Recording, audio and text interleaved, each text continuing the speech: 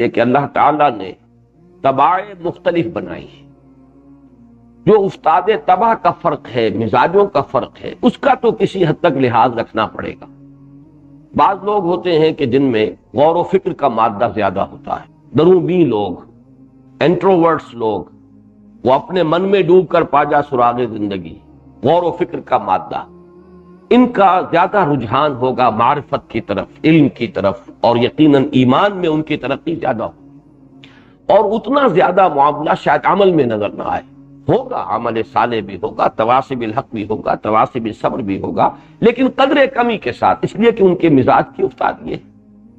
اس کے برعکس کچھ لوگ ہوتے فعال قسم کے لوگ، ایکسٹروورٹس، بھاگ دوڑ کرنے والے، ملنے جلنے والے، گفتگو کرنے والے، یہ جو لوگ چاق و چوبند ہوتے ہیں، ان کے اندر ہم دیکھیں گے کہ عمل کا پہلو بھی زیادہ ہوگا، تواصی بالحق میں بھی آگے نکلیں گے، تواصی بالصبر بھی ہوگا، شاید وہ معرفت کی گہرائیاں، وہ علم کی اور جو رفتیں ہیں، ان سے ان کو اتنی زیادہ مناسبت، اس پہلو سے کسی درجے میں کچھ کمی بیشی وہ تو قابل لحاظ ہوگی، اور وہ انسان کی جو اللہ تعالیٰ نے مزاجوں کے اندر فرق رکھا ہے انسانوں کے، اور ان کی افتاد طبع میں جو فرق رکھا ہے، جو فطری ہے، اس کو اس حد تک تو انسان کو سمجھنا چاہیے کہ وہ ایک نارمل فینومینن ہے۔ لیکن اگر کوئی گراس امبیلنس ہے، بہت ہی نمایاں قسم کا عدم توازن ہے، کہ فرض کیجئے ایمان اور اپنی ذاتی نیکی جو ہے وہ تو آسمان سے باتیں کر رہی ہے، لیکن حمیت و غیرت حق کا نام و نشان نہیں، اس پر انسان کا خون بھی نہیں کھول رہا کہ ماحول میں کیا ہو رہا ہے۔ اپنی نیکی، اپنی عبادت، اپنی ریاضتیں، اپنا تزکیہ نفس، اس میں تو بہت ہی انسان جو ہے مبالغے تک جا رہا ہے، اس میں شدت ہے، لیکن ماحول میں کیا ہو رہا ہے اس سے کوئی غرض ہی نہیں۔ یہ ایک انتہائی گراس امبیلنس ہے۔ چنانچہ اس کی جو مثال ہے وہ میں چاہتا ہوں کہ جو حدیث نبوی میں آئی ہے، بہت ہی پیاری مثال، اور میں سمجھتا ہوں کہ اس سے زیادہ نمایاں بات ہو نہیں سکتی، اور یہ نبی اکرم صلی اللہ علیہ وسلم کا فرمان ہے، جو کہ افصح العرب، جن کو اللہ تعالیٰ نے جوامع الکلم سے نوازا ہے۔ حضور فرماتے ہیں کہ اوحى اللہ عز وجل الى جبرائیل علیہ السلام ان اقلب مدینہ کذا و کذا باہلھا۔ یہ حدیث بھی میں نے اپنے کتابچے کے آخر میں دی ہوئی ہے۔ حضور فرماتے ہیں کہ اللہ تعالیٰ نے وحی کی حکم دیا حضرت جبرائیل کو کہ فلاں فلاں بستیوں کو اس کے رہنے والوں سمیت الٹ دو، یعنی یہ کہ عذاب استیصال کا حکم ہوا ہے، جیسے قوم لوط کی بستیاں الٹتی گئیں، یا اور دنیا میں دوسری بستیوں پر اس قسم کے عذاب آئے ہیں، الٹ دو۔ قال فقال، حضور نے ارشاد فرمایا کہ اس پر حضرت جبرائیل علیہ السلام نے بارگاہ خداوندی میں عرض کیا، ان فیہا عبدک فلانا لم یعصک طرفۃ عین، پروردگار میں فلاں بستی کو الٹ دو، اس میں تو تیرا فلاں بندہ بھی ہے جس نے کبھی آنکھ کے ادھر سے ادھر ہو جانے جتنی دیر بھی معصیت میں بسر نہیں کی۔ طرفۃ عین، نگاہ کا ادھر سے ادھر ہو جانا، ہمارے محاورے میں اس کے لیے لفظ ہوگا پلک جھپکنا، پلک جھپکنے جتنی دیر بھی اس نے معصیت میں بسر نہیں کی۔ اب آپ کسی شخص کی ذاتی نیکی کا تصور کیجئے، اس کی ذاتی نیکی، اس کا زہد، اس کا تقوی کس درجے کا ہے کہ حضرت جبرائیل علیہ السلام گواہی دے رہے ہیں، بارگاہ خداوندی میں گواہی دے رہے ہیں، وہاں مبالغے کا بھی کوئی امکان نہیں، جھوٹ تو خیر بہت دور کی بات ہے، جو بات ہے صحیح ہے، قال صوابا، اللہ کی جناب میں تو کوئی بھی غلط بات کہنے کی ضرورت ہی نہیں کرے گا۔ تو اللہ کی جناب میں حضرت جبرائیل کی گواہی ہے، لم یعصک طرفۃ عین، وہ تو اتنا نیک، عابد اور زاہد بندہ ہے کہ اس نے پلک جھپکنے جتنی دیر بھی گناہ میں بسر نہیں کی۔ قال فقال، حضور نے ارشاد فرمایا کہ اس پر اللہ تعالیٰ نے فرمایا اقلبها علیہ وعلیہم، الٹ دو اس بستی کو، اس پر بھی اور ان سب پر بھی، بلکہ اس کو یوں بیان کیا جائے تو غلط نہ ہوگا کہ پہلے اس پر پھر دوسروں پر۔ یہ زیادہ بڑا مجرم ہے، کیوں؟ فإن وجهه لم يتمعر في ساعة قط، اس لیے کہ اس شخص کا چہرہ کبھی تمتمایا نہیں میری حمیت کی وجہ سے، یعنی اس کے خون نے کبھی جوش نہیں مارا، اس کا خون کھوتا نہیں۔ جیسے کہ آپ کو معلوم ہے کہ اگر کوئی آپ کو ماں کی گالی دے جائے، ظاہر بات ہے کہ کمزور سے کمزور انسان بھی اسے برداشت نہیں کرتا، بہت ہی کمزور ہوگا، کچھ نہ کر سکے گا، تب بھی وہ غصے میں کانپے گا، اپنے ہی آپ میں کانپے گا، اس کے چہرے کی کا رنگ بدل جائے گا۔ کم سے کم اتنی حمیت و غیرت تو ہو۔ اگر یہ جو حمیت اور غیرت ہے اللہ کے لیے، اس کے دین کے لیے اگر نہیں ہے تو اس کا مطلب ہے یہ زیادہ بڑا مجرم ہے، وہ تو غافل ہے، ان کی تو ہماری طرف توجہ ہی نہیں، وہ تو پڑے ہوئے ہیں جہاں جس وادی کے اندر بھی وہ منہ مار رہے ہیں، لیکن یہ اتنا نیک، اتنا عابد، اتنا زاہد، اتنا ہم سے لو لگانے والا، ہماری عبادت کے اندر اتنی جان کھپانے والا، اور اس کی بے حمیتی اور بے غیرتی کا اگر یہ عالم ہے تو یہ زیادہ بڑا مجرم ہے دوسروں سے۔ اقلبھا علیہ وعلیہ، اب یہ ہے وہ گراس امبیلنس جسے میں کہہ رہا ہوں، انتہائی نمایاں عدم توازن۔ ایمان، ظاہر بات ہے ایمان ہے تبھی وہ ذاتی طور پر نیک ہے، اپنا تقوی اور اپنی عبادت اور ریاضت اور زہد جو ہے بغیر ایمان کے تو نہیں ہے، لیکن بات وہاں رک گئی۔ وتواصوا بالحق وتواصوا بالصبر، اس کی طرف پیش قدمی نہیں۔ اس کے بالکل برعکس اس دور میں ایک نقشہ نظر آتا ہے۔ میں سمجھتا ہوں کہ اس صدی سے پہلے تو شاید یہ پہلا امبیلنس زیادہ تھا، اس لیے کہ ہمارے ہاں خانقاہی نظام، تزکیے کا، تربیت کا، تصوف کا نظام، اس کا بڑا چرچا تھا، لوگ اپنے ذاتی عبادت گزاری میں، تزکیہ نفس میں، زہد میں کافی کچھ دلچسپی رکھنے والے لوگ تھے، لیکن یہ کہ آج کا معاملہ جو ہے کچھ برعکس ہے۔ یہ صدی وہ ہے جس میں اسلام کے نام پر تحریکیں اٹھی۔ سب سے پہلے تو یہ کہ خاص طور پر ہم اپنے حالات میں دیکھیں کہ تحریک آزادی، تحریک پاکستان، نعرے لگ رہے ہیں پاکستان کا مطلب کیا، لا الہ الا اللہ، اور لگانے والے کون ہیں؟ جن کا دین سے کوئی سروکار، اپنا عمل زیرو۔ یہ صورتحال جو ہے اسی کا نتیجہ آج ہم دیکھ رہے ہیں کہ 45 برس ہو گئے قمری حساب سے، بلکہ 45.25 برس ہو گئے، لیکن وہ پاکستان تو قائم ہوا لیکن وہاں اسلام تو نہیں آیا۔ اس لیے نہیں آیا کہ وہ گراس امبیلنس، اسلام کا نعرہ ہے، اسلام کے جلوس ہے، اسلام کے لیے لوگوں نے جانے بھی دی ہیں، لیکن یہ کہ خود اپنا ایمان اور عمل صالح کا کھاتا جو ہے اور اس کا کھانا جو ہے خالی پڑا۔ یہی چیز اس کے بعد جو ہوئی ہے نظام مصطفیٰ کی تحریک، یہ سمجھیے 30 برس کے بعد تاریخ نے اپنے آپ کو پھر دہرایا۔ نظام مصطفیٰ کی تحریک ہے اور چل رہی ہے اور نعرے لگ رہے ہیں اور لوگوں نے گولیاں کھائی ہیں، جانیں دی ہیں، لیکن چونکہ وہ اپنا ایمان اور عمل صالح والا کھانا جو ہے خالی، نماز نہیں پڑھتے لیکن یہ کہ اسلام کے نام پر جان قربان کرنے کے لیے تیار ہے، ختم نبوت کے لیے جانیں دی ہیں لوگوں نے۔ میں نے بارہا کہا کہ میں نے اپنی آنکھوں سے دیکھا کہ اپنے گریبان کھول کر نوجوانوں نے گولیاں کھائی، لیکن یہ کہ ان کا کوئی تعلق دین کے ساتھ عملی نہیں تھا، بس ایک جذباتی رو تھی جس کے اندر کہ وہ بہرحال ناموس رسالت کے نام پر مسلمان جو ہے وہ گردن کٹا دیتا ہے۔ یہ دوسرا گراس امبیلنس ہے۔ تو میں نے آج جو نقطہ واضح کیا اسے سمجھ لیجئے کہ ایک کسی حد تک کوئی کمی بیشی، کسی معاملے میں زیادہ، کسی میں قدرے کم، یہ تو یہ کہ ہم اس کو سمجھ سکتے ہیں کہ یہ طباع کا فرق ہوتا ہے، مختلف اللہ تعالیٰ نے مزاج بنائے، لیکن اس طرح کا عدم توازن، اتنا گراس امبیلنس اگر ہے تو ہم اپنی میڈیکل ٹرمینالوجی میں کہیں گے کہ یہ پیتھولوجی ہے، یہ پھر مرض کی علامت ہے، کہیں نہ کہیں کوئی گڑبڑ ہے۔ اور آج کے اس دور میں جیسا کہ میں نے عرض کیا، سب سے زیادہ جو ہم جس گراس امبیلنس کا مشاہدہ کر رہے ہیں وہ دوسری قسم کا ہے، جبکہ اس سے پہلے وہ پہلی قسم کا جو تھا وہ زیادہ تھا۔ آج بھی ایک بہت بڑی تحریک ہے، فضائل کی دعوت ان کے ہاں بہت ہی شدت کے ساتھ ہے، اتباع سنت جو ہے اس کے لیے باریک سے باریک چیزوں پر پورا اہتمام ہے، اس کے لیے غور و فکر ہے، تلقین ہے، کھانا کیسے کھاتے ہیں بیٹھ کر، اس کے کیا آداب ہیں، اس کی کیا سنتیں ہیں، چلنا کس طریقے سے چاہیے، جوتا کیسے پہننا چاہیے، مسواک کیسے کرنی چاہیے، لیکن نہی عن المنکر، خون کا کھولنا، یہ دیکھ کر کہ کیا ہو رہا ہے ماحول میں، معلوم ہوتا ہے کہ یہ دروازہ انہوں نے اپنے اوپر بند کیا ہوا ہے۔ تو دونوں قسم کے گراس امبیلنس آج ہمارے معاشرے میں موجود ہیں، اور جب تک یہ رفع نہیں ہوگا، کسی درجے میں فرق و تفاوت، میں نے جیسا کہ آج عرض کیا وہ ہے کہ وہ سمجھ میں آنے والی بات ہے، قابل فہم ہے، لیکن اس درجے فرق و تفاوت اور عدم توازن جو ہے وہ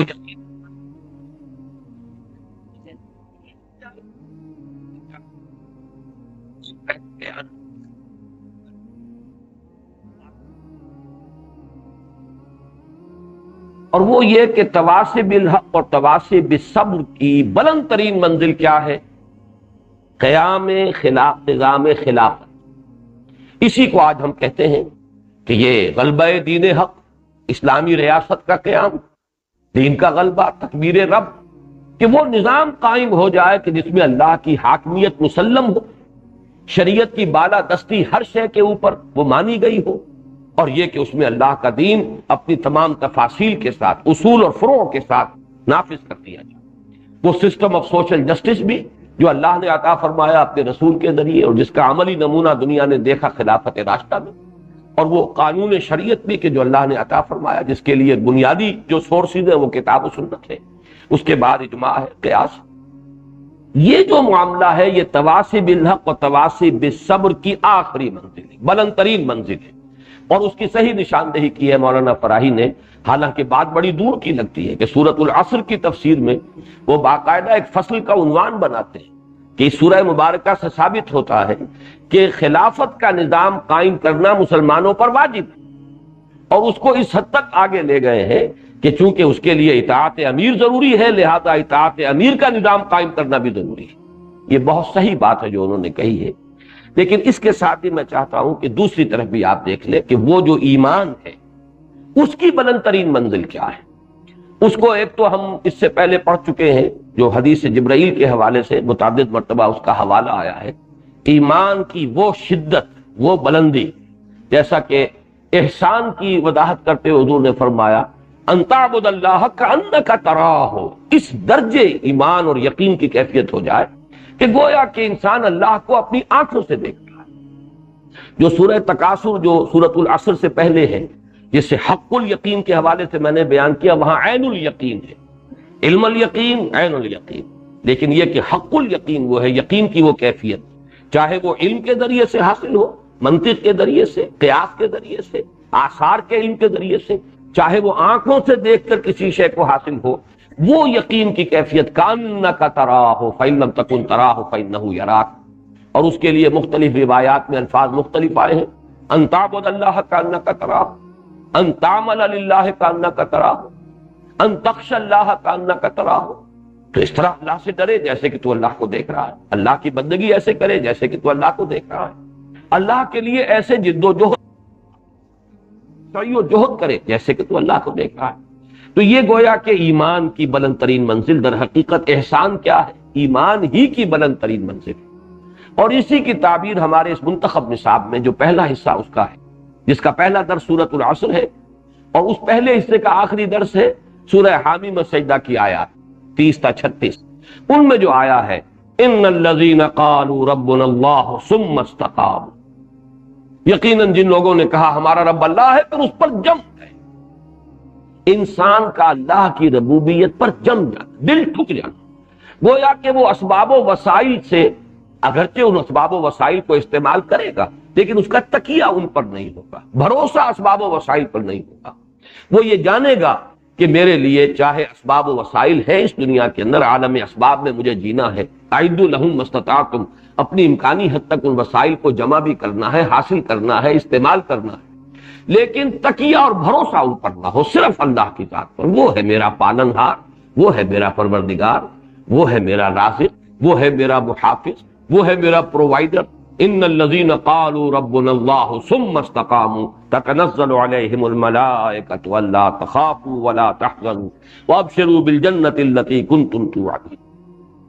ایک نقطہ جو اور عرض کرنا ہے سورۃ العصر کے بارے میں وہ یہ ہے کہ میرے نزدیک سورۃ العصر قرآن مجید کے مضامین کا ایک بہت ہی جامع انڈیکس ہے، اس لیے کہ قرآن مجید کے کل مضامین کو میں 5 حصوں میں تقسیم کرتا ہوں، اور اس کے لیے ذرا ایک بات عرض کر رہا ہوں، اس سے پہلے بھی مختلف مواقع پر میں نے تذکرہ کیا ہے۔ شاہ ولی اللہ دہلوی رحمۃ اللہ علیہ نے ایک مختصر سا رسالہ ہے ان کا الفاظ الکبیر فی اصول التفسیر، تفسیر قرآن کے اصولوں کو معین کرنے کے لیے ایک بہت جامع تحریر ہے۔ اس میں شاہ صاحب نے قرآن مجید کے مضامین کو 5 عنوانات کے تحت تقسیم کیا ہے۔ اتفاق کی بات یہ ہے کہ میں بھی سورۃ العصر کے حوالے سے 5 ہی عنوانات قائم کر رہا ہوں، لیکن میرے عنوانات میں اگرچہ جسارت کی بات ہے کہ میں شاہ صاحب شاہ ولی اللہ دہلوی رحمۃ اللہ علیہ کی رائے کے مقابلے میں ایک رائے پیش کرنے کی جسارت کر رہا ہوں، لیکن یہ مجھے ہمت اس لیے ہو گئی ہے کہ میں نے اپنی اس رائے کو بیس کیا ہے سورۃ العصر۔ شاہ ولی اللہ رحمۃ اللہ علیہ فرماتے ہیں کہ قرآن مجید کے 5 مضامین کیا ہیں؟ علم الاحکام، یہ کرو یہ نہ کرو، اوامر و نواہی، حلال اور حرام۔ نمبر 2 علم المخاصمہ، کہ آپ کو جھگڑا کرنا ہوگا، آپ کو مناظرہ اور مجادلہ کرنا ہوگا، مشرکین سے بھی کرنا ہوگا، منکرین آخرت سے بھی کرنا ہوگا، منافقین سے بھی کرنا ہوگا، یہود سے کرنا ہوگا، نصارہ سے کرنا ہوگا۔ تو علم المخاصمہ، مختلف جو بھی گمراہ طبقے ہیں اور گمراہ جماعتیں ہیں یا فرقے ہیں یا گروہ ہیں، ان کے ساتھ کیسے جھگڑا جائے، ان کے ساتھ کیسے ان کی بات کو غلط ثابت کیا جائے، اور حقیقت کو کا احقاق کیسے ہو، باطل کا ابطال کیسے ہو۔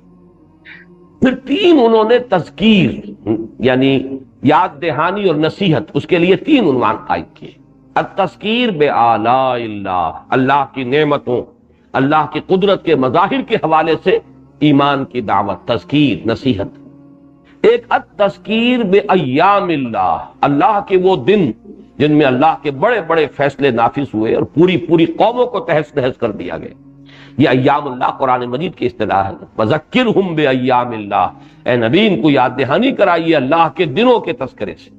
تو وہ تذکیر بایام اللہ، وہ دن جن میں قوم نوح ہلاک کی گئی، وہ دن کہ جس دن میں قوم ہود ہلاک کی گئی، وہ ایام کے جن میں قوم ہود جو ہے وہ تو جو آیا ہے سخرھا علیہم 7 لیال و8 ایام حسوما فتری القوم فیہا صرعا کانہم اعجاز نخل خاویہ۔ پھر اسی طریقے سے قوم صالح، اسی طریقے سے قوم لوط، آل فرعون، قوم شعیب، یہ ایام اللہ۔ اور پانچواں جو ہے آخری یعنی تیسرا تذکیر کا حصہ، لیکن کل تعداد 5 بن جائے گی، وہ ہے التذکیر بالموت وما بعدہ، موت کے ذریعے سے تذکیر اور جو موت کے بعد حالات پیش آنے والے ہیں ان کے حوالے سے۔ تو یہ حسن اتفاق ہے کہ 5 عنوانات میں قرآن مجید کے جملہ مضامین کو سمیٹا ہے شاہ ولی اللہ دہلوی رحمۃ اللہ علیہ نے الفوظ الکبیر میں۔ میرے نزدیک میں بڑی یعنی معذرت کے ساتھ عرض کر رہا ہوں، لیکن جرت ہو گئی ہے، جرت آموز میری تاب سخن ہے مجھ کو، تو میرے لیے جرت آموزی جو ہے وہ قرآن مجید کی بنیاد پر کہہ رہا ہوں، اس لیے کہ سورۃ العصر مکمل انڈیکس ہے قرآن مجید کے مطابق، اس لیے کہ والعصر، زمانہ یہ تیزی سے چلنے والا زمانہ گواہ ہے۔ قرآن مجید میں جتنے اقوام کے حالات آئے، جتنے انبیاء کرام کے قصص بیان کیے گئے، پھر یہ کہ یہ زمانہ جو ہے جیسا کہ میں نے عرض کیا تھا، یہ تو ایک چادر ہے تنی ہوئی ازل سے ابد۔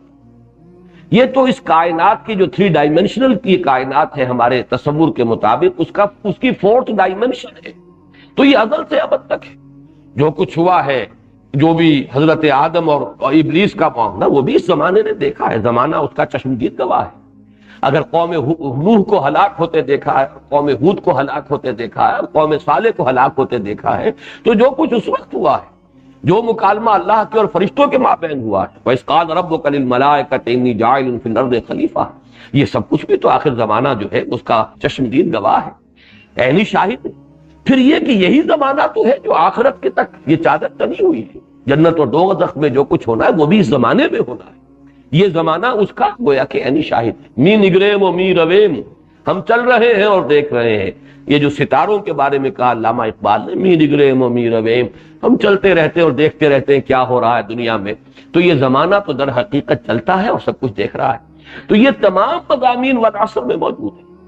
اس کے بعد 4 ہی مضمون رہ گئے، یا ایمان کی بحث ہے، نفین بھی اس باتن بھی، ایمان کے خلاف کوئی شے ہے اس کا ابطال کیا گیا، ایمان کے حقائق کا اثبات کیا گیا، اس کے لیے دلائل دیے گئے، شواہد پیش کیے گئے، جس کو کہ شاہ ولی اللہ تذکیر کا نام دے رہے ہیں۔ پھر عمل صالح میں وہ علم الاحکام بھی آ گیا، پھر علم الاخلاق بھی آ گیا، صرف احکام کا معاملہ نہیں ہے۔ انسان کے عمل صالح کی پہلی منزل تو اصل میں وہ انسانی بنیادی اخلاق، سچ بولنا اور وعدہ پورا کرنا اور کمزور پر رحم کھانا، غریب کی مدد کرنا، یہ ساری چیزیں جو بنیادی انسانی اخلاقیات ہیں، یہ تو بیسک مورالٹی ہے۔ مکی صورتوں میں تو آپ کو یہی چیزیں ملتی ہیں، یہ حلال، یہ حرام، یہ فرض، یہ واجب، یہ تو آپ کو مدنی صورتوں میں ملے گا، اور مدنی صورتیں جو ہیں وہ 1/3 ہیں قرآن کی، 2/3 مکی صورتیں، ان میں تو یا ایمان کے مضامین ہیں اور یا اخلاق ہے، اور یوں سمجھیے کہ جو عام انسانی اخلاق ہے، جنرل ہیومن مورالٹی۔ اور اس کے بعد پھر تواصی بالحق، اس کی کتنے شعبے ہیں، اس میں دعوت اللہ بھی ہے، ومن احسن قولا ممن دعا الی اللہ، اسی تواصی بالحق میں اللہ کے دین کے غلبے کی جد و جہد بھی ہے۔ سب سے بڑا حق یہ ہے کہ یہ زمین اللہ کی ہے، اس پر اس کی حکومت چلنی چاہیے، اس کا قانون نافذ ہونا چاہیے، اس کی مرضی نافذ ہونی چاہیے، اس سے بڑا حق کون ہوگا، کون سا ہوگا؟ باقی سارے حقوق تو در حقیقت اس کے تابع ہو جائیں گے۔ وہ جو ہم کہتے ہیں محاورے میں کہ ہاتھی کے پاؤں میں سب کے پاؤں، اسی طریقے سے سمجھیے اس حق میں سارے حقوق آ گئے۔ تواصی بالحق کی بلند ترین منزل کیا ہوگی؟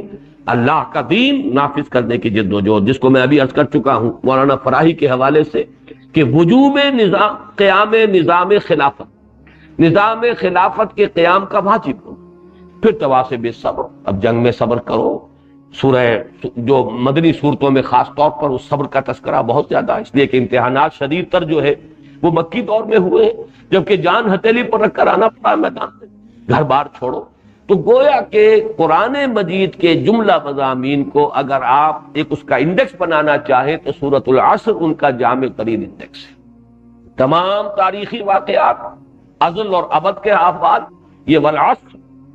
پھر ایمان، عمل صالح، عمل صالح میں حقوق العباد بھی ہے، حقوق اللہ بھی ہے، بنیادی اخلاقیات بھی ہیں، شریعت کے احکام بھی ہیں، اوامر بھی ہیں، نواہی بھی ہیں۔ تواصی بالحق میں چھوٹی سی چھوٹی بات، چھوٹا سا چھوٹا حق، اس کا بھی اعلان اور اعتراف، اور بڑے سے بڑا حق، اس کا بھی اعلان، اور اس کے لیے جان ہتھیلی پر رکھ کر میدان میں آ جانا، اور تواصی بالصبر۔ یہی 5 مضامین ہیں در حقیقت قرآن حکیم کے۔ اسی لیے میں نے عرض کیا تھا کہ یہ سورہ مبارکہ آم کی گٹھلی کے مانند ہے جس میں پورا آم کا درخت موجود۔ یہی وجہ ہے کہ میں واقعتاً پوری طرح قائل ہوں امام شافعی رحمۃ اللہ علیہ کے ان دونوں اقوال کا جنہیں میں نے کوٹ کیا ہے اپنے اس کتابچے میں بھی، اور میں چاہتا ہوں کہ ہمارے ساتھیوں کو یہ عبارتیں حفظ ہو جائیں۔ لو لم ينزل من القرآن سواها لکفت الناس، اگر قرآن میں سوائے اس ایک سورت کے اور کچھ نازل نہ ہوتا تو یہ لوگوں کے لیے کافی۔ لو تدبر الناس هذه السورۃ لوسعت، اگر لوگ صرف اس سورت پر تدبر کریں تو یہ ان کے لیے کافی ہو جائے گی۔ کیسے کافی ہو جائے گی اگر یہ تمام قرآن کے مضامین کا احاطہ نہ کر رہی؟ یہ تو در حقیقت سورہ ہود کی جو ابتدائی آیات ہیں ان میں جو بیان کیا گیا کتاب احکمت آیاتہ ثم فصلت من لدن حکیم خبیر، یہ وہ کتاب ہے جس کی آیات پہلے محکم کی گئی، پختہ کی گئی، پھر ان کی تفصیل کی گئی اس ہستی کی طرف سے کہ جو علیم ہے اور خبیر ہے۔ معلوم یہ ہوا کہ یہ سورۃ العصر ہی کی پوری تفصیل ہے قرآن حکیم، اور ہم نے ان دونوں کے مابین اپنے اس قرآنی دعوت کے لیے ایک درمیانی صورت اختیار کی ہے، منتخب نصاب۔ منتخب نصاب کیا ہے؟ پہلے حصے میں سورۃ العصر کے ساتھ 3 اسباق اور جو جامع ہیں، آیہ بر ہے، سورہ لقمان کا دوسرا رکوع ہے، سورہ حمیم السجدہ کی آیات ہیں جن کا بھی میں نے حوالہ دیا۔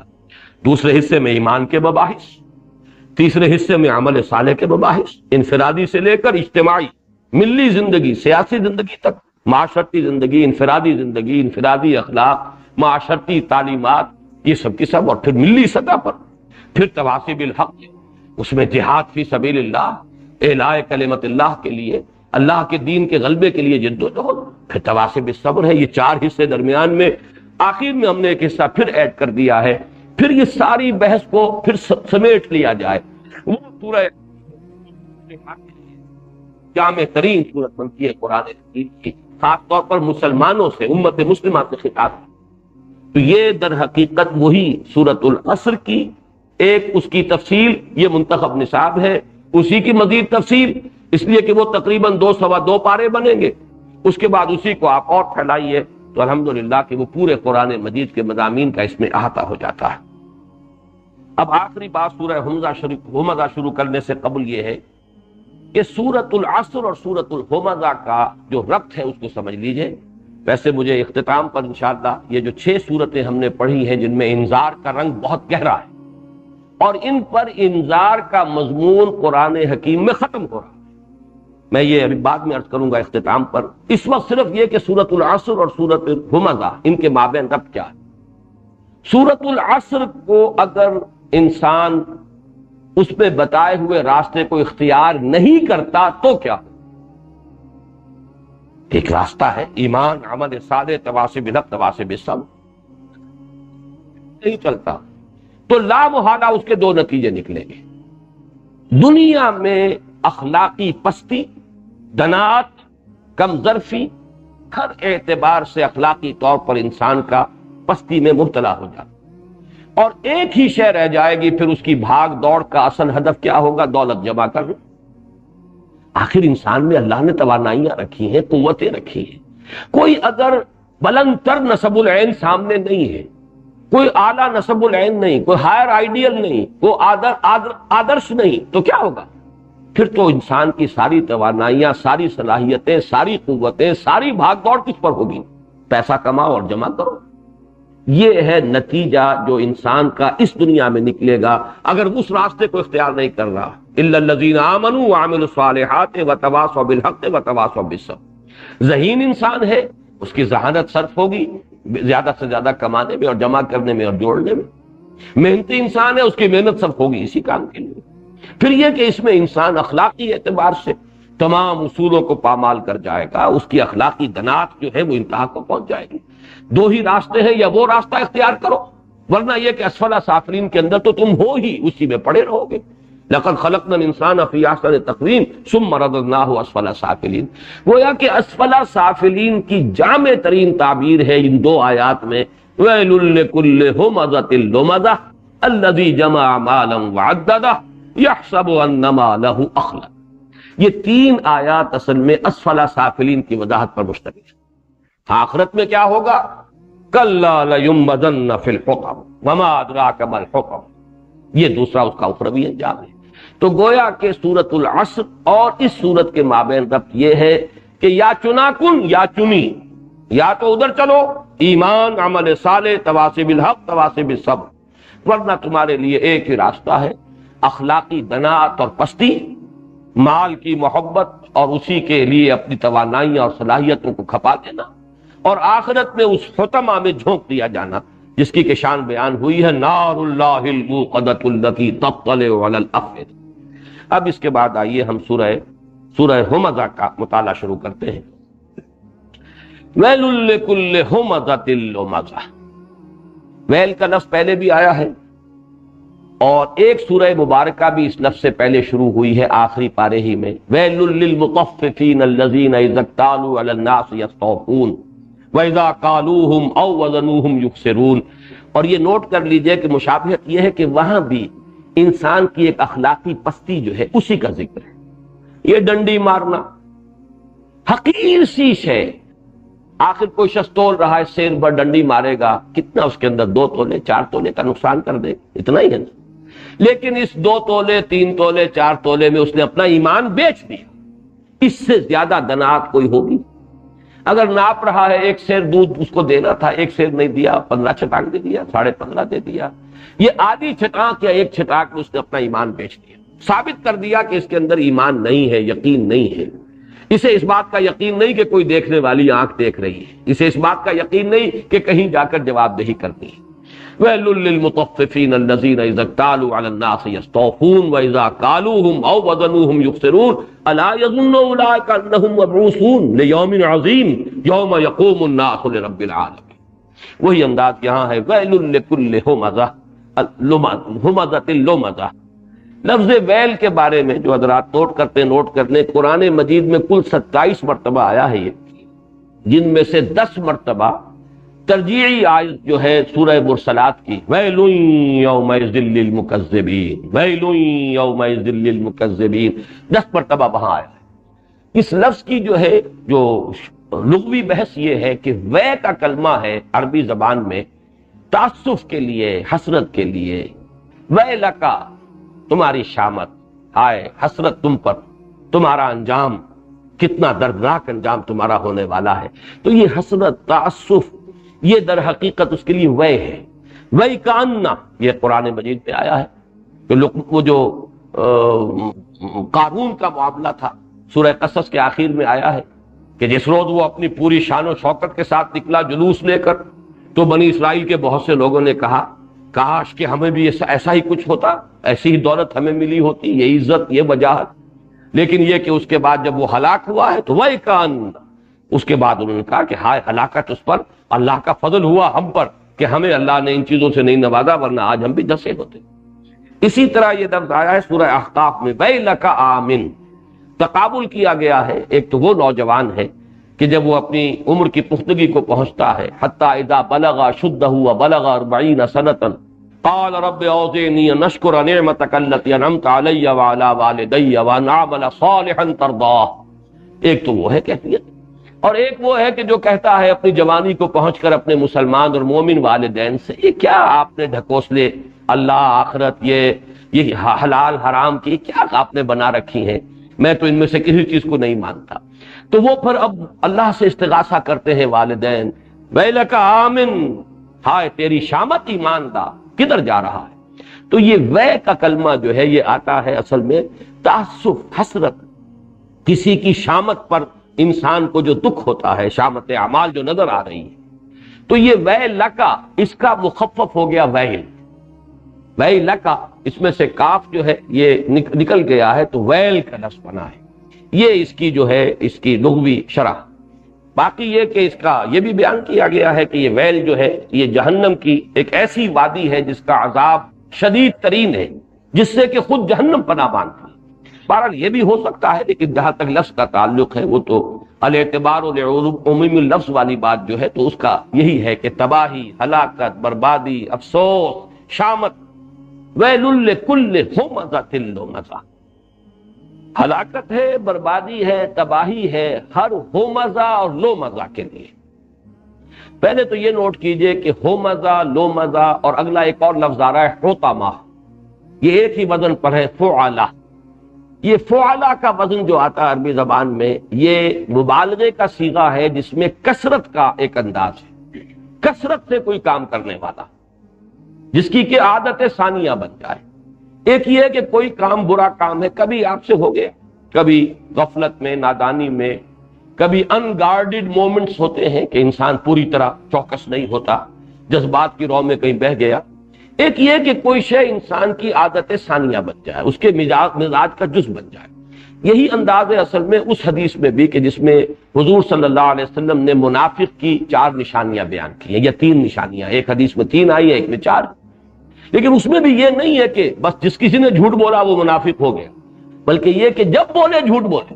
اذا حدث کذب واذا وعد اخلف واذا اؤمن خان واذا خاصم فجر. یعنی مزاج یہ بن جائے، طبیعت ثانیہ یہ بن جائے، اس کا انسان خوگر ہو جائے، جب بولے جھوٹ بولے، جب وعدہ کرے خلاف ورزی کرے، جب امین بنایا جائے خیانت کرے، جب کہیں اختلاف ہو جائے، جھگڑا ہو جائے تو فوراً آپے سے باہر ہو جائے، زبان بھی کنٹرول سے باہر، گالم گلوچ پر اتر آیا، اور انسان جو ہے وہ ہاتھا پائی پر اتر آیا. یہ ساری علامتیں جو ہیں جن میں یہ 4 علامتیں حضور نے فرمایا وہ کٹر منافق. لیکن یہاں بھی سمجھ لیجئے جن کی کہ یہ عادت ثانیہ بن چکی، کبھی کسی سے کوئی وعدہ خلافی ہو گئی، کوئی سبب ہو گیا، کوئی ایسی غفلت ہو گئی، وہ بات نہیں. اسی طرح ہو مزہ، لو مزہ، یہ فعلا کے وزن پر کثرت کے ساتھ جن کے اندر یہ 2 چیزیں پائی جائیں. اچھا، اس سے مراد کیا ہے؟ حمز اور لمس، یہ دونوں الفاظ قریب المعنی بھی ہیں، ان کے مفہوم کے معین کرنے میں متضاد آراء بھی ملتی ہیں. امام راضی نے جمع کیا ہے، بہت سے اقوال دیے، لیکن میں صرف 4 اقوال آپ کو سنا رہا ہوں جو انہوں نے نقل کیے. حضرت ابن عباس رضی اللہ تعالیٰ عنہما سے ایک روایت یہ ہے کہ حمز کے معنی ہے کسی کی غیر موجودگی میں اس کی برائی بیان کرنا، یعنی غیبت. اور لمس کے معنی ہے رو در رو عیب چینی کی، کسی کی عزت پر جو اصل مادہ ہے اس کا مفہوم ہے کسر، توڑنا، کسی کی عزت کو توڑنا، مجروح کرنا، کسی کی عزت پر حملہ کرنا. یہ ہے اصل میں اس لفظ کا جو اصل مفہوم لغوی ہے. لیکن یہ کہ حمز وہ ہے کہ جو غیبت، کسی کی غیر موجودگی میں آپ نے اس کی عزت پر حملہ کر دیا. اور لفظ یہ ہے کہ روح در روح، آنکھوں میں آنکھیں ڈال کر آپ نے اس کی کوئی عیب چینی کی ہے، یا کوئی حرف گیری کی ہے، یا اس کی کہیں جو ہے کسی طرح سے ایسی بات. یہ ہے کہ ہم کہتے ہیں ہاتھ سے اشارہ کر کے، اور کسی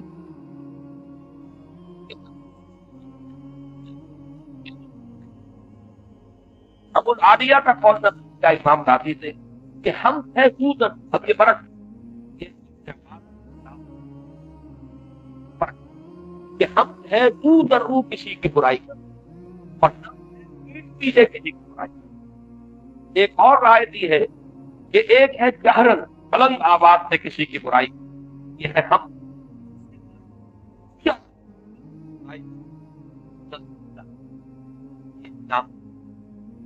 یہ ہوا، یہ ساری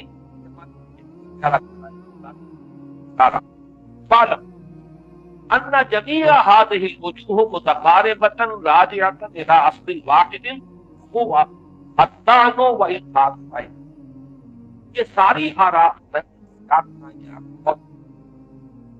لیکن یہ تمام چیزیں وہ کہتے ہیں جمع ہوتی ہے ایک بات، اور وہ ایک بات کیا ہے؟ لوگوں کی عزت پر حملہ آور ہونا، دان کی صورت یہ لوگوں کی عزت پھوڑنا قسم سے اور پھر اس میں 5 عزتیں بیان. ایک تو یہ کہ یہ کام جان بوجھ کر بھی ہوگا،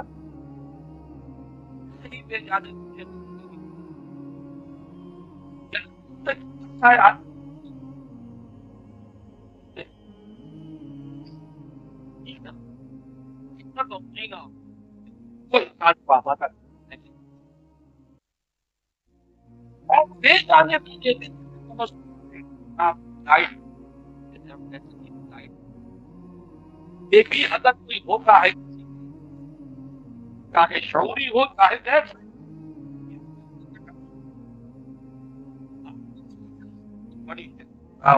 کسی کے ہے، اپنے آپ کو بہت بلند اور بڑا متقی سمجھتا ہے، تبھی کسی کا اگر کوئی اس قسم کا معاملہ ہو گیا ہے کسی اور کسی سے جو تقویٰ کے منافی ہے تو اس کا ڈھنڈورا پیٹے گا، چاہے وہ اس کو رو در رو کر رہا ہو اور چاہے وہ اس کی جو عدم موجودگی میں کر رہا ہو. لیکن یہ در حقیقت اگر غیر ارادی طور پر بھی ہو رہا ہے تبصر و استہزاء کی شکل میں تو تکبر موجود ہے اس کے پیچھے. نمبر 2، یہ حاضر کے لیے بھی ہو سکتا ہے، غائب کے لیے بھی ہو سکتا ہے. جیسے کہ آج کل بارہا میں نے سورہ حجرات کا درس دیتے ہوئے عرض کیا ہے کہ آج کل تو سب سے زیادہ لذیذ ڈش جو ہوتی ہے وہ آپ کھانے پر بیٹھے ہوئے ہیں تو جو بھی کھانے جو آپ کے میزبان نے سرو کیے ہیں ان سب سے زیادہ لذیذ ڈش جو ہوتی ہے وہ غیبت.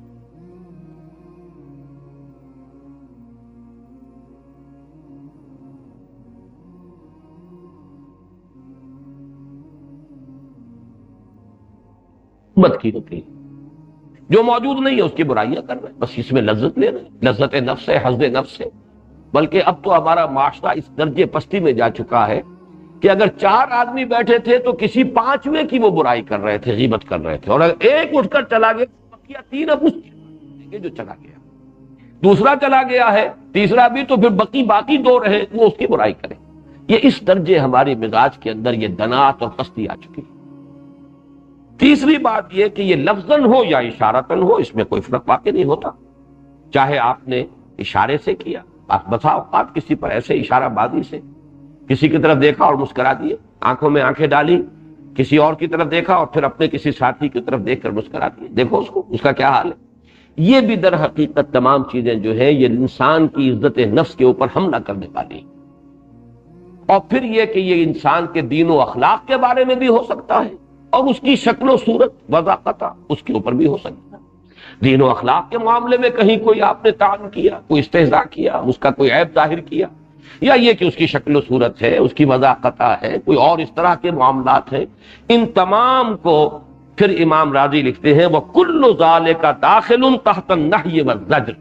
یہ تمام چیزیں اس نہی اور زجر میں داخل ہے جو یہاں پہ وَيْلٌ لِكُلِّ هُمَزَةٍ لُمَزَةٍ، یہ جو بہت ہی جامع الفاظ آئے ہیں.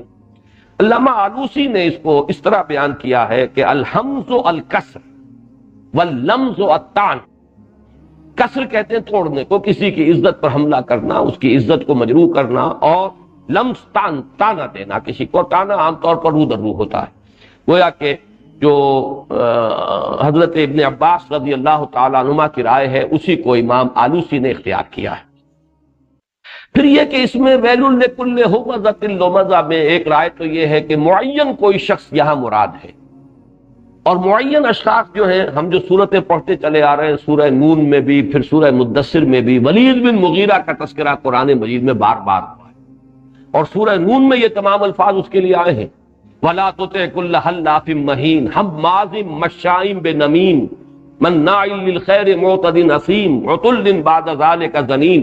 تو یہ جو اس کی جو تمام اس کی جو سیرت کا ایک نقشہ کھینچ دیا گیا ہے، یہ تمام عیب اس کے اندر موجود تھے۔ اخنس ابن شریق بھی حضور کے مخالفین میں سے کچھ اسی کردار کا اور اسی طرح کی شخصیت کا حامل شخص، لیکن یہ کہ تقریباً اجماع مفسرین کا یہ ہے کہ یہاں کوئی معین شخص مراد نہیں ہے، بلکہ یہ تو اصل میں دنات، انسان کی کم ظرفی کی ایک کیفیت ہے کہ جو پیدا ہو جاتی ہے۔ جب اعلیٰ نسب العین نہیں ہوگا تو کہیں تو آپ کی کا وقت لگے گا نا، آخر کسی کام آپ کی توجہات کسی کام میں تو صرف ہوں گی۔ اگر کوئی اعلیٰ مقصد نہیں، اس کے لیے جد و جہد نہیں، تو کہیں نہ کہیں پستی کے اندر گریں گے۔ اور یہ پستی جو ہے انسان کی کمزرفی و دنات طبع کا سب سے بڑا مظہر یہ ہے کہ انسان دوسروں کی عزت پر حملہ آور۔ اس کے ضمن میں آپ کو ایک بڑا پیارا شعر ہے جگر مراد آبادی کا، وہ نظم ان کی ویسے تو پوری نظم ہی بہت عمدہ، بیدار عزائم ہوتے ہیں، اسرار نمایاں ہوتے ہیں، جتنے وہ ستم فرماتے ہیں سب عشق پہ ایسا ہوتے ہیں، اور جو حق کی خاطر جیتے ہیں مرنے سے کہیں ڈرتے ہیں جگر، جب وقت شہادت آتا ہے دل سینوں میں رقصاں ہوتے ہیں۔ اسی میں بڑا پیارا شعر ہے کہ رندوں نے جو چھیڑا زاہد کو، ساقی نے کہا کس طنز سے آج، اوروں کی وہ عظمت کیا جانے کم ظرف جو انسان ہوتے ہیں۔ میں سمجھتا ہوں کہ یہ دوسرا مصرع جو ہے یہ بالکل صحیح تعبیر کر رہا ہے۔ ہمزہ لمزہ ویل لکل ہمزۃ لمزہ، اوروں کی وہ عظمت کیا جانے کم ظرف جو انسان ہوتے ہیں۔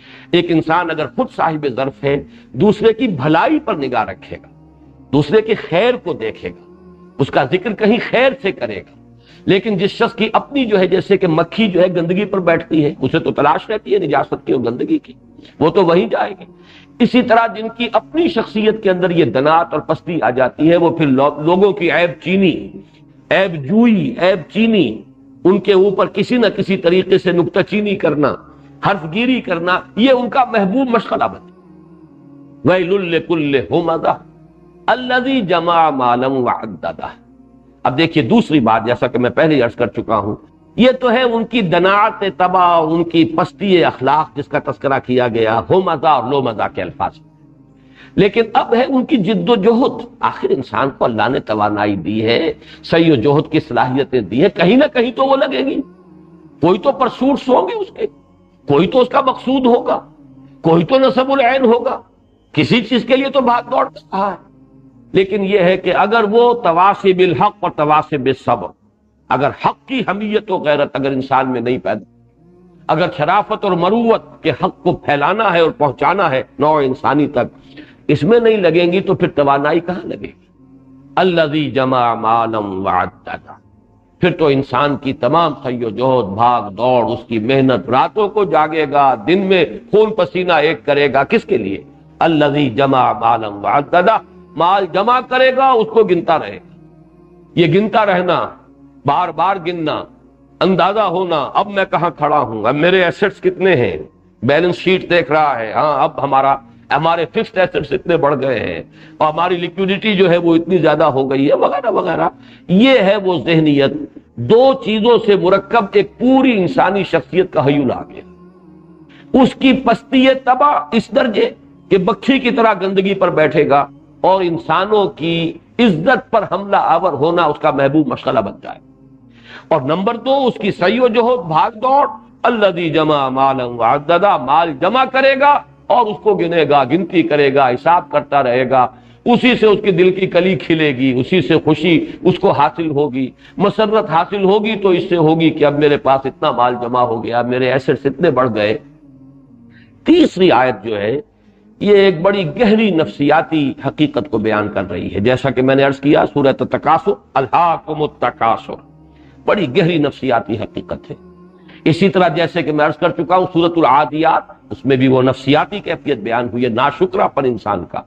وہ گھوڑے ہی کو دیکھے کہ کس طرح وہ اس کی وفاداری جو ہے اس میں اپنی جان دے دیتا ہے، تو انسان کو اندازہ ہو جائے گا کہ واقعتاً انسان اپنے رب کا بہت ہی ناشکرا ہے۔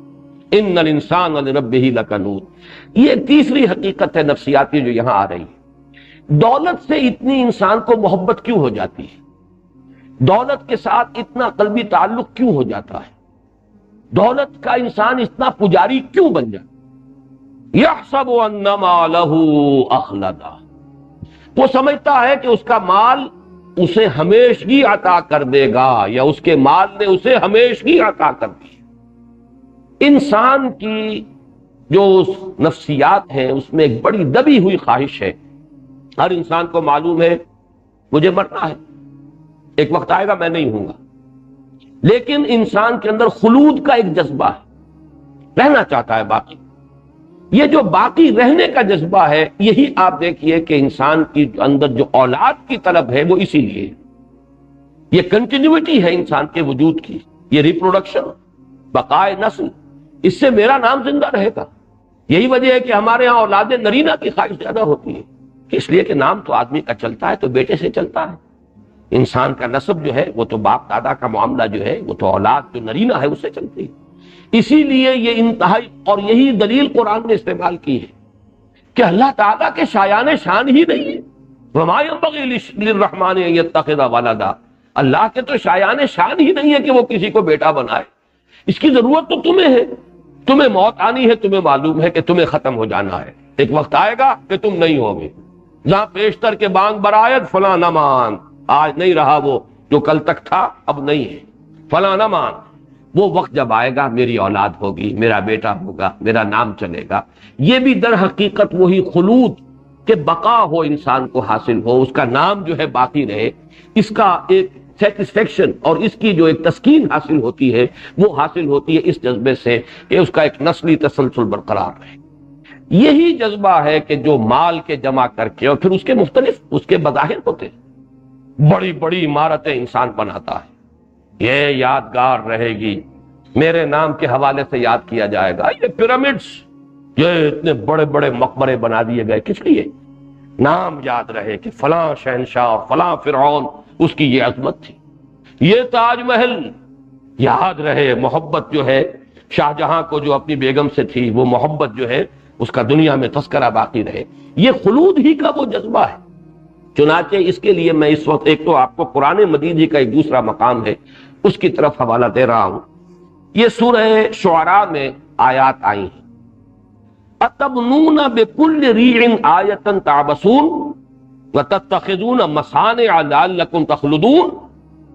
یہ حضرت ہود علیہ السلام نے جو اپنی قوم کو ملامت کی تھی، قوم عاد کو، انہوں نے بڑے اونچے اونچے ستون بنائے تھے، ارم ذات العماد التي لم يخلق مثلها في البلاد، وہ انہوں نے بڑی بڑی عمارتیں بنائی تھی۔ اور اس میں یہ کہ ہر اونچان کے اوپر، جیسے کہیں اشوک کی لاٹیں آپ دیکھتے ہیں، لاٹ کھڑی ہے ہر اونچی اونچی جگہ پر، اگرچہ بہرحال اس نے تو اسے استعمال کیا تھا اپنی اخلاقی تعلیمات، اپنے فلسفے کو دنیا میں پھیلانے کے لیے، باقی رکھنے کے لیے، لیکن یہ بڑی بڑی یادگاریں جو تعمیر ہوتی کس لیے ہوتی؟ اتبنون بکل رین آیۃ تعبثون، بیکار، بے مقصد، ہر اونچی جگہ پر ایک بہت بڑی نشانی کھڑی کرتی۔ اور یہ حسن اتفاق کہیں، سوء اتفاق کہیں کہ آج جب ہم اس مضمون پر آئے ہیں، ہمارے ملک میں بھی ایک بہت بڑی عبث حرکت ہو رہی ہے، کروڑ ہار روپے خرچ ہو جائیں گے باب پاکستان کی تعمیر۔ کیا اس سے بھلا ہوگا؟ کتنے غریبوں کے تن ڈھانپے جا سکتے تھے، کتنے لوگوں کے لیے کوئی کام فراہم کیا جا سکتا تھا، اس ملک کے اندر کوئی بہت سے یعنی مسائل حل ہو سکتے ہیں، لیکن وہ ایک جو ہے مینار کھڑا ہوا ہے، مینار پاکستان، ایک وہ باب پاکستان کھڑا ہو جائے گا، صرف یہ کہ وہ یادگاریں ہیں، بڑی علامت ہے۔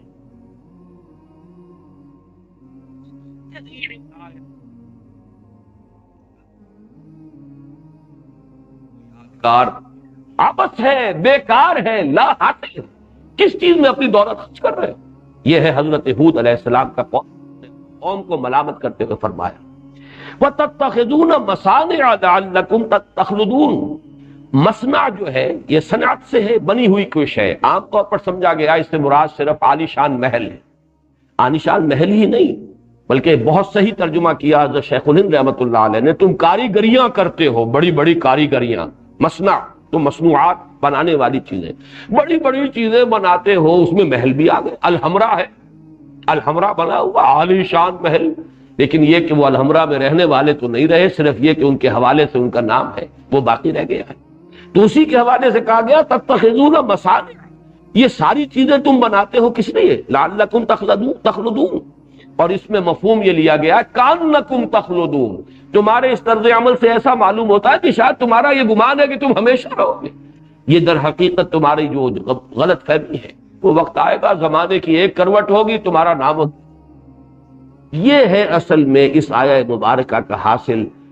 یحسب ان مالہ اخلدہ. اس کے ضمن میں ایک آپ کو انگریزی ادب کی عبارت بھی بتانا چاہتا ہوں، اس لیے کہ ہائر لیول پر جا کر یہ ساری چیزیں دنیا کے اندر یہ حقائق جو نفسیاتی حقائق ہیں، جیسا کہ پچھلی مرتبہ میں نے غالب کے 2 اشعار کے حوالے سے انسانی المیہ بیان کیا اور اپنے کتاب میں بھی دیا ہے. قید حیات و بند غم اصل میں دونوں ایک ہیں. موت سے پہلے آدمی غم سے نجات پائے کیوں؟ اور اب تو گھبرا کے یہ کہتے ہیں کہ مر جائیں گے، اور مر کے بھی چین نہ پایا تو کدھر جائیں؟ وہ ہے کلائمیکس. یا ایھا الانسان انک کادح الی ربک کدحا فملاقیہ. کہاں ہے وہ عبارت؟ وہ لگا دو ذرا. دیکھیے یہ پیرامڈس کے بارے میں بڑی خوبصورت عبارت ہے جو کبھی میں نے جب ایف ایس سی میں پڑھ رہا تھا گورنمنٹ کالج میں، تو یہاں الفا ایک کمپنی تھی، نوٹ بکس بناتی تھی، اس کے بڑے اچھے کور ہوتے تھے. تو پیرامڈس جو ہیں مصر کے اہرام مصر، ان کی ایک تصویر کے ساتھ یہ عبارت لکھی ہوئی تھی: calm and self-possessed, still and resolute, the pyramids echo unto eternity, the defiant cry of man's will to survive and conquer the storms of time. یہ ذرا اس کا ترجمہ بھی، کیونکہ بہت سے ہمارے احباب شاید انگریزی سے واقف نہ ہو. اب وہ جو اہرام مصر ہیں کتنے عظیم ہیں، calm and self-possessed، پرسکون کھڑے ہوئے. تو ہوا سے بھی وہ تو ہلتے تو نہیں ہے، درخت ہے تو اس کے پتے ہل رہے. calm and self-possessed، بالکل اپنے پورے وجود کے اوپر گویا کے اختیار رکھنے والے کہ کوئی شے انہیں ہلا نہیں سکتی. still and resolute، بالکل ساکن، جیسے کہ بہت ہی عزم مصمم کسی میں ہو. دی پyramids، یہ جو اہرام مصر ہیں جو بنائے گئے ہیں، echo unto eternity، یہ ابد تک انسان کے لیے گویا کہ اس کی ایک چیخ ہے. دی defiant cry of man's will، انسان کی یہ خواہش، انسان کا یہ جذبہ، سرکش جذبہ، وہ یہ چاہتا ہے ٹو سروائیو، کہ وہ باقی رہے، خلود اس کے اندر ہو، اس کا نام باقی رہے. اس عمارت کے حوالے سے اس کا نام یاد رہے، دنیا میں اس کا نام لیا جائے. To survive and conquer the storms of time. یہ جو ٹائم ہے سورۃ العصر سے بھی اس کا ربط جڑ رہا ہے. یہ وقت جو ہے اس کے طوفان آ رہے ہیں. ایک طوفان آیا اور قوم نوح ختم ہو گئی. ایک اور وقت کا طوفان آیا اور قوم ہود ختم ہو گئی. ایک اور وقت کا طوفان آیا، سلطنت روما کو زوال آ گئے. کوئی اور طوفان، کوئی اور کروٹ آیا، وقت کی کروٹ آئی اور بڑی عظیم سلطنت جو ہے اس کے پرزے اڑ گئے. آج ہم اپنی آنکھوں سے دیکھ رہے ہیں ایک وقت آیا کہ رشین امپائر ایسے کرمبل کر گئی ہے جیسے کہ معلوم ہوتا ہے کہ بھس پڑا ہوا تھا، اندر کچھ تھا ہی نہیں. کیا ہیبت تھی، کیا شان تھی، کیا شکوہ تھا، کیا دبدبہ تھا، کتنا روب تھا. لیکن معلوم ہوا کہ جیسے حضرت سلیمان علیہ السلام کے بارے میں آتا ہے کہ ان کی لاش کھڑی رہ گئی اس لیے کہ عصا کا سہارا لے کے کھڑے تھے، اسی حال میں جان جو ہے سلب کر لی گئی. کھڑے رہے اور جنوں کو پتہ ہی نہیں چلا، وہ یہی سمجھے رہے کہ یہ کھڑا ہوا ہے اور دیکھ رہا ہے سلیمان ہمیں، وہ لگے رہے کام میں. تو اسی طریقے سے لوگ سمجھ رہے تھے کہ بہت بڑی مائٹی امپائر ہے سوویت یونین، اور معلوم ہوا کچھ بھی نہیں. معلوم ہوا کہ وقت کی ایک کروٹ کے ساتھ. تو یہ جو سٹارمز آف ٹائم ہے، انسان چاہتا ہے کہ ان پر فتح حاصل کرے اور وہ نیست و نابود ہو کر نہ رہ جائے، اس کا کوئی نہ کوئی نام دنیا میں باقی رہے. اس کے لیے یہ عمارتیں بنائی جاتی ہیں. اب دیکھیے کس قدر خوبصورت وہ 2 آیات. اتبنون بکل ریع آیۃ تعبثون، یہ تم ہر اونچی جگہ پر ایک نشانی. اور برا نہ مانے کچھ حضرات، میرے سامنے تو نقشہ آ رہا ہے کہ جتنے محل بنائے ہیں ان سعودی حکمرانوں نے مدینہ منورہ قریب ایک پہاڑ کے اوپر ہو.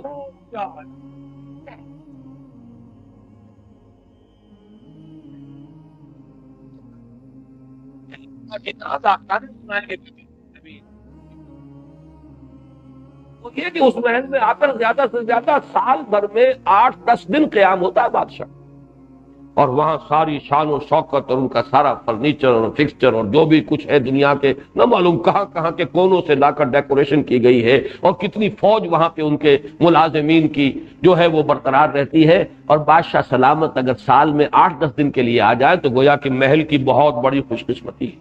اور وہ محل نظر آتا ہے مدینہ منورہ کے ایک طرف پہاڑ کے اوپر بنا.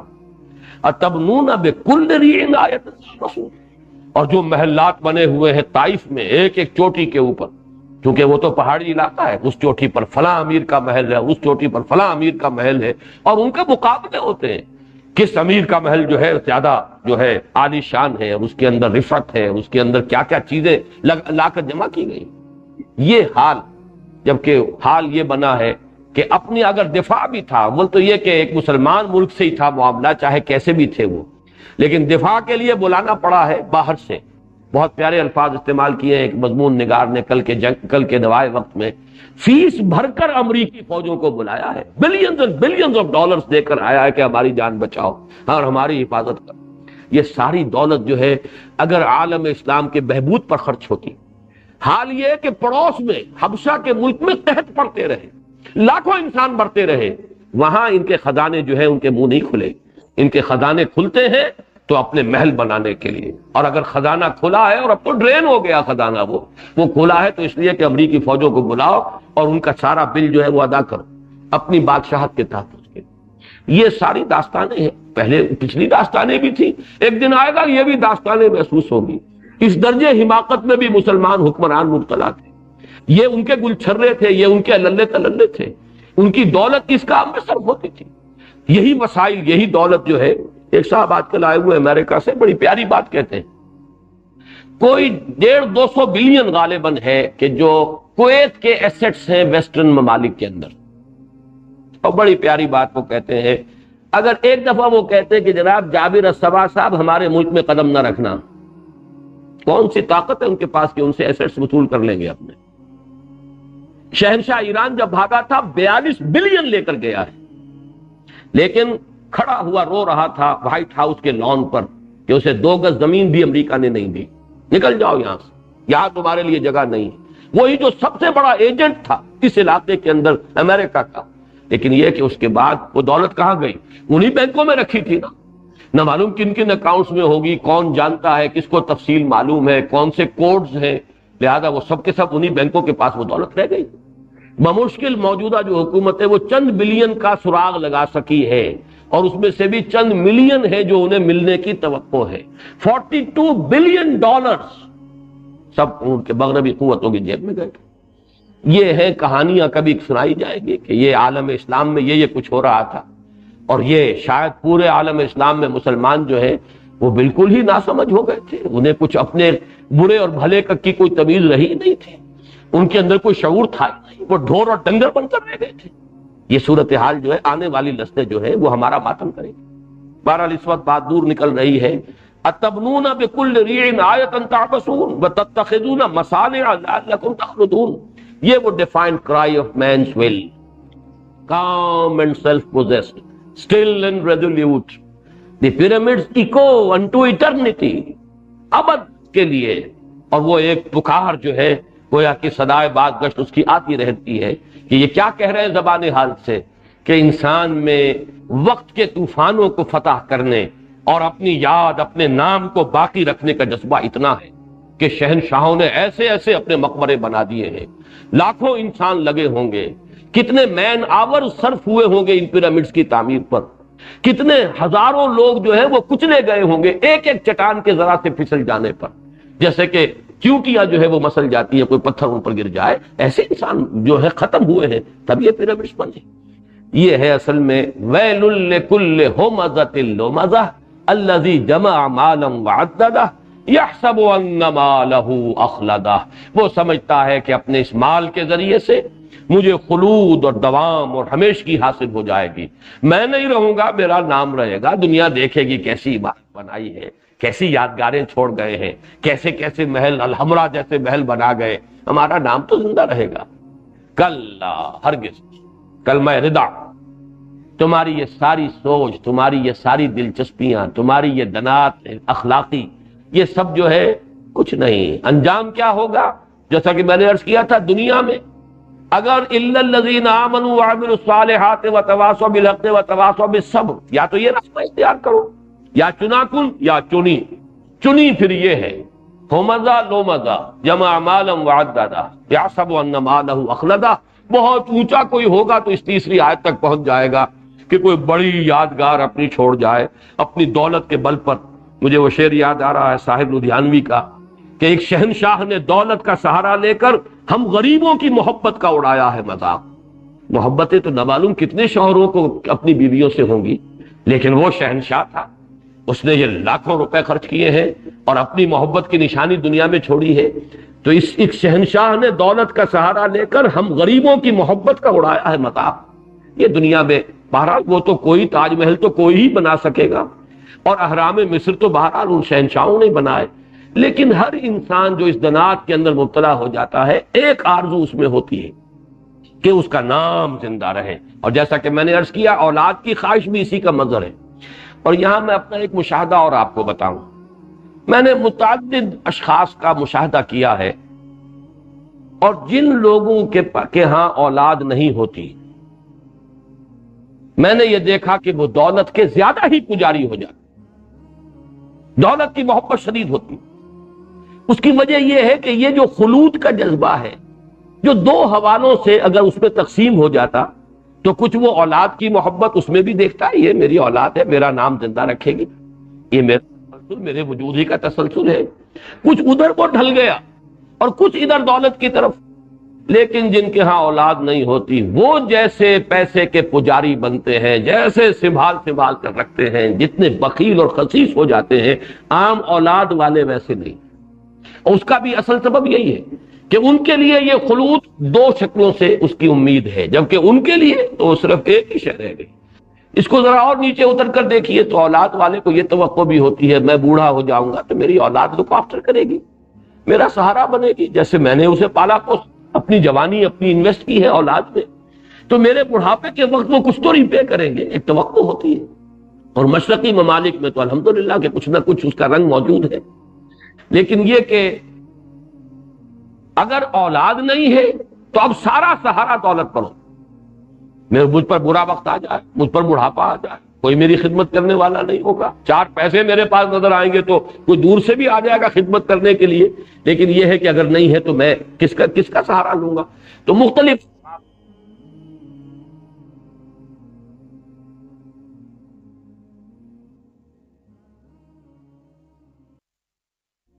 نہیں، وہ لازماً جھونک دیا جائے گا۔ نبذا کہتے ہیں کہ اس چیز کو پھینک دینا، نبذ فریق من الذین اوتوا الکتاب کتاب اللہ وراء ظہورہم، پھینک دی ان لوگوں نے جنہیں کتاب دی گئی تھی، ان کے گروہ نے اللہ کی کتاب کو اپنی پیٹھوں کے پیچھے پھینک دیا۔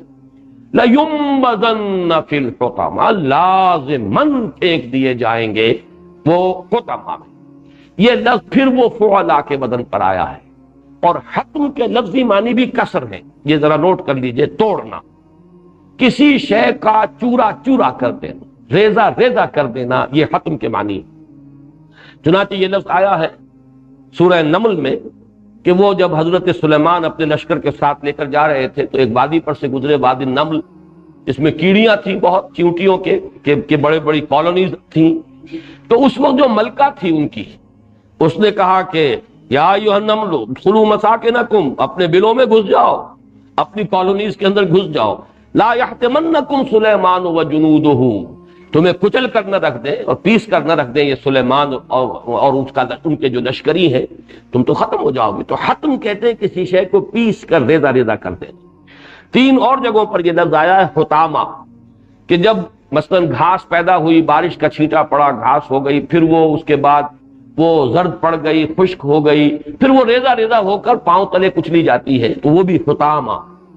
اس کے ساتھ ہی نوٹ کیجئے کہ حشم کا لفظ بھی عربی زبان میں ہے اس کے قریب ہی، حشم حقم، یہ قریب ہے مخرج، حشم حقم، بڑی ہا چھوٹی ہا، شین طا میم تو ہے ہی ہے۔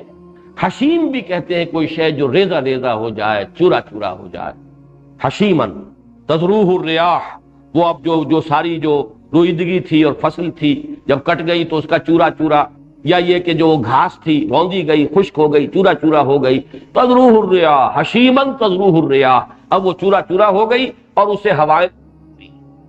تو حطم کہتے ہیں، اب یہ جہنم کے جو مختلف نام قرآن مجید میں آئے ہیں انہی میں سے ایک نام حطمہ ہے، چورا چورا کر دینے والی، ریزہ ریزہ کر دینے والی، ٹکڑا ٹکڑا کر دینے والی شے۔ اور اس کے مختلف آراء آئی ہیں، ایک تو یہ کہ یہ چھٹا طبقہ ہے جہنم کا، چوتھا طبقہ ہے جہنم کا، یا یہ کہ جہنم کا ایک خاص دروازے کا نام ہے، یہ تو مختلف جو اقوال ہیں، لیکن لفظ پر غور کیجئے تو اس میں حطمہ یعنی عذاب جہنم کی کوئی ایسی صورت ہے کہ جو ریزہ ریزہ کر کے رکھ دے گی اس کو جس کو کہ وہ عذاب دیا جائے گا۔ وما ادراک ما الحطمہ، اور تمہیں کیا معلوم، تم کیا سمجھ سکتے ہو کہ حطمہ کیا ہے؟ اس کا کوئی اندازہ یہاں ممکن نہیں ہے۔ یہاں میں ذرا اسے چاہے آپ ایک لطیفے کے درجے میں سمجھیں، لیکن ذکر کرنا چاہتا ہوں۔ ایک صاحب ہمارے ہاں، ان کے مضامین چھپتے رہے اخبارات میں، اب تو کافی عرصے سے میں ان کا نام نہیں دیکھ رہا، نوائے وقت میں ان کے مضامین آتے تھے علامہ یوسف جبرائیل کے نام سے، اور ایک مرتبہ ملاقات بھی ہوئی ہے۔ وہ ایکس آرمی مین تھے، ویسے تو یہ کہ وہ جو کمیشنڈ آفیسر میں سے نہیں تھے، نان کمیشن لوگوں میں سے، کافی عرصے یورپ وغیرہ میں رہے دوسری جنگ عظیم کے دوران، تو کچھ انہوں نے، یا پہلی جنگ عظیم میں شاید، میں یقین کے ساتھ نہیں کہہ سکتا، تو انگریزی بھی کچھ پڑھ لی تھی، جانتے تھے۔ وہ ایک دعویٰ کرتے تھے کہ قرآن مجید میں ایٹم کا ذکر ہے، اور یہ آیات کوٹ کرتے تھے، حتم اور ایٹم۔ اب کوئی عجب نہیں ہے، اگرچہ میں اس کی کوئی تحقیق نہیں کر سکا کہ انگریزی زبان میں یہ ایٹم کا لفظ کہاں سے آیا ہے۔ بہت سے الفاظ ایسے ہیں کہ جن کا عربی زبان سے وہ منتقل ہوئے ہیں، علمی اصطلاحات، اور یورپین لینگویجز میں وہی الفاظ ذرا سے تلفظ کے فرق کے ساتھ آ گئے، اس لیے کہ یہ علوم جو ہے تو ہمیں معلوم ہے کہ یہ منتقل ہوئے ہیں، یہ اسپین کی یونیورسٹیوں سے یہ علوم منتقل ہیں۔ کیمسٹری، کیمیا عربی کا لفظ تھا، الجبر والمقابلہ عربی کا لفظ تھا، ارض ہے، یہ ارض زمین، ارض وہ زمین، وہ انگریزی کے اندر وہ لفظ بن گیا ہے۔ مرر کہتے ہیں شیشہ، آئینہ، اور مرر انگریزی کا آئینہ، شیشہ۔ تو یہ کوئی عجب نہیں ہے، لیکن یہ کہ میں اس کی تحقیق نہیں کر سکا، لیکن وہ اس کا ذکر کیا کرتے تھے، اس سے ایک مناسبت آگے ہے، اس لیے کہ اس حطمہ کی آگ کا ایک خاص وصف آ رہا ہے۔ وہ کیا ہے حطمہ؟ نار اللہ الموقدہ۔ اب نار اللہ، اللہ کی آگ، اللہ کی بھڑکائی ہوئی آگ۔ ویسے تو آگ تو ایک ہماری آگ بھی ہے، ظاہر بات ہے کہ جو ہم چولہے میں جلا لیتے تھے وہ بھی آگ ہوتی تھی، یا یہ کہ اب اوونز کے اندر ہے وہ بھی ایک خاص قسم کی آگ ہے جو نظر بھی نہیں آتی۔ سٹیل فرنسز کے اندر جو آگ ہے اس کا ہم تصور نہیں کر سکتے۔ جہنم کی آگ کیا ہوگی، اس کی انٹینسٹی کیا ہوگی، اس کا کوئی تصور ہمارے لیے ممکن نہیں۔ لیکن ان سب سے اوپر جس کی کہ نسبت خاص اللہ کی ذات کی طرف کی گئی، نار اللہ، اللہ کی بھڑکائی ہوئی آگ، معلوم ہوتا ہے کہ وہ ان آگوں میں سب سے جو چوٹی کی آگ ہے، کوئی وہ بہت ہی سب سے زیادہ جو کہا جائے شدت کی آگ ہے، نار اللہ، وہ آگ ہے اللہ کی۔ اگرچہ ہم ترجمہ یوں بھی کر سکتے ہیں اللہ کی بھڑکائی ہوئی، لیکن یہ کہ اصل جو ہے اس کے اندر جو ترکیب اضافی ہے، نار اللہ ہے، اللہ کی آگ، الموقدہ، جو بھڑکائی گئی ہے، جلائی گئی ہے، روشن کی گئی ہے، التی تطلع علی الافئدہ۔ یہ تعبیر آپ کو قرآن مجید میں کہیں اور نہیں ملے گی، جو جا چڑھے گی دلوں کا مطلب کیا ہے؟ ہماری آگ جو ہے، جو دنیا کی آگ ہے، وہ تو انسان کے جسم کو جھلس دیتی ہے اور انسان کی موت واقع ہو گئی، دل تک تو اس کی رسائی نہیں ہوتی۔ کوئی آگ ایسی یہ بھی ہو سکتا ہے کہ وہ سرایت کر کر دل پر پہنچ جائے، وہ باقی اعضاء کو نہ چھیڑے، چھوئے ہی نہ، وہ سیدھی جا کر دل کو لے اور دل کے اوپر روشن ہو جائے۔ اس کا تصور واقعہ یہ ہے کہ آج کی دنیا میں اگر کوئی، یہ تشبیہ اور تمثیل کے طور پہ عرض کر رہا ہوں، یہ نہیں کہ ان آیات کا مطلب یہ ہے، لیکن یہ ہے کہ کچھ ہمارا ذہن قریب آ جاتا ہے، جیسے اللہ تعالیٰ کی ذات کے لیے ہمارے پاس کوئی تمثیل نہیں ہے، لیس کمثلہ شیء، لیکن بہرحال کوئی نہ کوئی کسی نہ کسی طریقے سے قرآن مجید کی عظمت کے لیے کوئی امکان نہیں ہے کہ انسان اسے بیان کر سکے، لیکن تشبیہ ایک آئی ہے، لو انزلنا هذا القرآن على جبل لرأيته خاشعا متصدعا من خشية الله وتلك الامثال نضربها للناس لعلهم يتفكرون۔ اسی طریقے سے واقعہ یہ کہ ریڈیشن جو ہے، ایٹمک ایکسپلوژن کے بعد ریڈیشن، جیسے ایکس رے ہے، ایکس رے آپ کے وجود میں سے گزر گئی ہے، آپ کو پتہ بھی نہیں، کوئی شے آپ کے وجود میں سے چیر کر نکل گئی ہے اور اس نے جا کر پیچھے جو امپریشن کریٹ کیا ہے فلم کے اوپر۔ اسی طرح یہ ریڈیشن جو ہے، یہ اس طرح کی آگ نہیں ہے ایٹمک ریڈیشن، لیکن یہ انسان کے اندر سے جھلس دیتی ہے۔ آج کل بھی ہمارے ہاں جو یہ استعمال ہوتا ہے کینسر کے ٹریٹمنٹ میں، یہ ریڈیشن جو ہے وہ اس طریقے سے کہ کسی ایک خاص جگہ پر آپ نے فوکس کیا ہے، وہیں وہ ریس جا رہی ہے، وہ ریڈیشن صرف اس جگہ کے سیلز کو مار رہی ہے، کل کر رہی ہے۔ کچھ آس پاس کے بھی لپیٹ میں آ جاتے ہیں، لیکن یہ کہ بقیہ وجود جو ہے وہ اس سے بچا رہتا ہے. تو اس میں کچھ نہ کچھ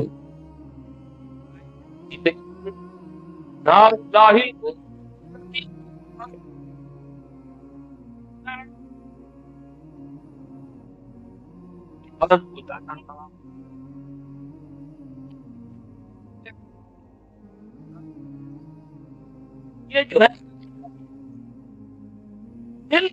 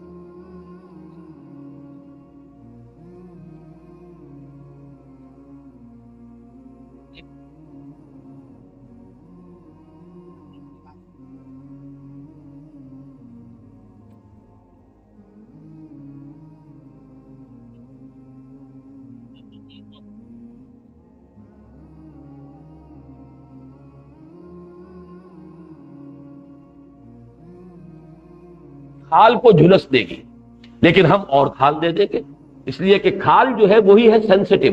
کسی کے اندر وہ نرو اینڈنگز ہیں کہ جن سے انسان کو تپش جو ہے وہ محسوس ہوتی ہے. کھال اگر مردہ ہو گئی تو پھر چاہے اندر مسلز جلتے رہے، اس کا انسان کو دکھ نہیں ہوگا، وہ تکلیف نہیں پہنچے گی، سینسیشن آف پین نہیں ہے. لہذا ہم ان کو اور کھالیں دے دیں گے تاکہ وہ عذاب کا مزہ چکھتے رہے. تو تصور آپ کا ہو اس سے لیکن ایک آگ نار اللہ الموقدۃ التی تطلع علی الافئدہ، یہ تو دلوں پر دلوں پر سوار ہوگی، دلوں کو چاٹے گی. اگر یہ لفظ میں استعمال کروں، وہ آگ کے جو دلوں کو چاٹے گی. التی تطلع علی الافئدہ انہا علیہم مؤصدہ فی عمد ممددہ، اور وہ ان پر بند کر دی جائے گی.